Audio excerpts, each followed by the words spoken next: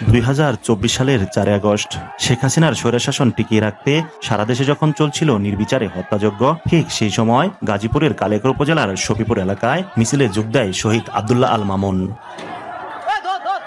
ছাত্র জনতার আন্দোলন দমাতে সেই সময় মিছিলে চালানো হয় গুলি। পরদিন 5 আগস্ট শহীদ তাজউদ্দিন আহমেদ মেডিকেল কলেজ হাসপাতালের সিঁড়ি থেকে উদ্ধার করা হয় আব্দুল্লাহ আল মামুনের নিথর মরদেহ। দীর্ঘ প্রায় 11 মাস পর কেমন আছে মামুনের পরিবার? বাবা প্রবাসী হওয়ায় পরিবারের 2 বোন ও মায়ের কাছে মামুন যেন ছিল সকল কিছুর ঊর্ধ্বে। তাকে হারিয়ে এখন প্রায় দিশেহারা তার পরিবারটি। ভাইয়া প্রত্যেককে সম্মান করত। ও শহীদ হওয়ার পর আমার মানসিক অবস্থা অনেক খারাপ হয়ে গেছে, কারণ আর বেশি মনে পড়ে। ছেলের যদি শহীদ হয়ে যায়, এটা আমার হিসাবে আল্লাহর কাছে শুকরিয়া। আমার কি আছে করার, একমাত্র দোয়াই আছে, এছাড়া কি আছে।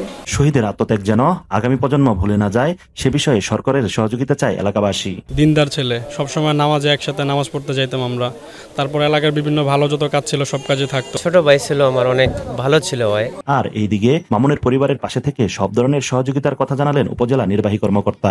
আমাদের সাথে তাদের যোগাযোগ আছে, আর এছাড়া আমরা সবসময় তাদেরকে বলি যে কোনো ধরনের সাহায্য সহযোগিতা বা কোনো পরামর্শ যদি প্রয়োজন পড়ে যাতে সবসময় আমাদেরকে জানায়, তাহলে আমাদের কাজটা করতে সুবিধা হবে আর কি। আর জনপ্রতিনিধিদের যারা আছে ইউনিয়ন পরিষদে, তারাও বিষয়টা অবগত আছে, যে কোনো প্রয়োজনে তাদের পাশে ইনশাআল্লাহ সবাই থাকবে।